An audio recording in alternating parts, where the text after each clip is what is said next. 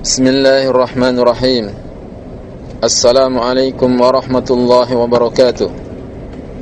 Alhamdulillah, wassalatu wassalamu ala rasulillah.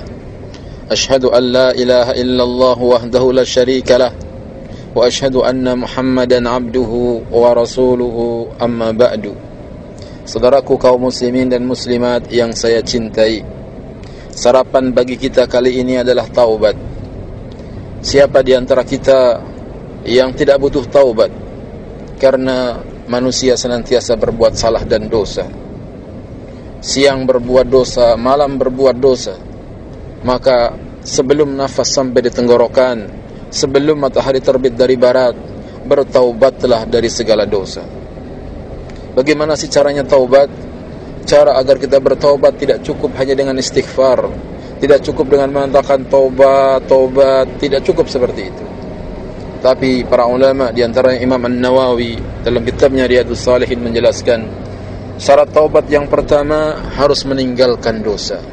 Tinggalkan dosa yang pernah kita lakukan. Itu syarat pertama untuk bertaubat. Yang kedua, hendaknya menyesali dosa-dosa yang pernah dilakukan.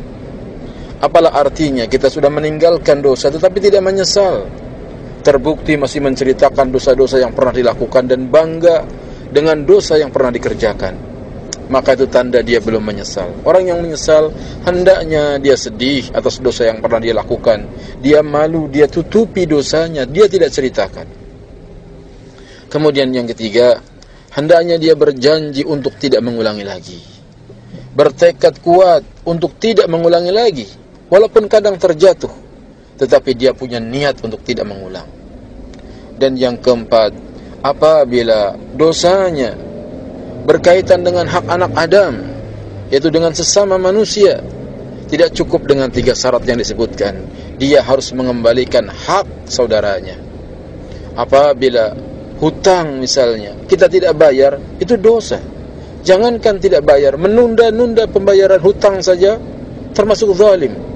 Sebagaimana Nabi mengatakan, matlul ghani zulmun, menunda-nunda pembayaran hutang bagi orang yang mampu adalah zalim. Maka syaratnya yang keempat, dia harus mengembalikan hak orang. Apabila pernah dia mencuri, maka dia harus mengembalikan barang curiannya. Kalau dia pernah menipu, maka dia harus mengembalikan hak saudaranya. Apabila tidak, nanti akan dikisos, akan dihisab di hari kiamat. Kemudian di antara syarat taubat juga adalah hendaknya taubat dilakukan sebelum hilang kesempatan. Hendaknya taubat dilakukan sebelum hilang kesempatan. Kapan hilangnya kesempatan taubat? Hilangnya kesempatan taubat adalah apabila nafas sudah sampai di tenggorokan, apabila matahari telah terbit dari barat. Nabi SAW bersabda, man taba qabla an tatlu asy-syamsu min maghribiha taballahu alaihi, rawahu Muslim. Barang siapa yang bertaubat sebelum matahari terbit dari barat, maka Allah pun akan menerima taubatnya. Demikian juga Nabi sallallahu alaihi wasallam bersabda, innallaha azza wa jalla yaqbalu taubatal abdi ma lam yugharghir, rawahu Tirmidzi wa qala hadisun hasan. Sesungguhnya Allah azza wa jalla akan menerima taubat seorang hamba selama nafas belum sampai di tenggorokan. Malam yugharghir, yakni sebelum nafasnya tersengal-sengal di tenggorokan. Hadis riwayat Tirmidzi, dan Tirmidzi mengatakan hadis ini hasan. Saudaraku yang saya cintai, bertaubatlah dari dosa yang pernah kita lakukan. Sebesar apapun dosa, apabila kita bertaubat, Allah Maha Pengampun.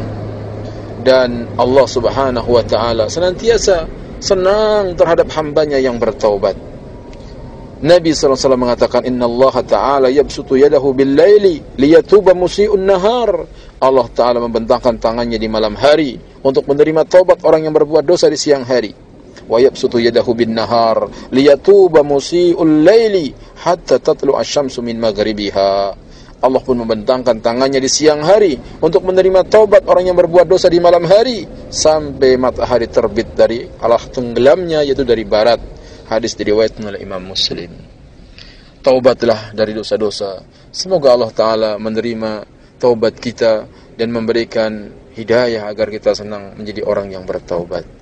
Semoga bermanfaat. Mohon maaf apabila ada kekurangannya. Wassalamualaikum warahmatullahi wabarakatuh.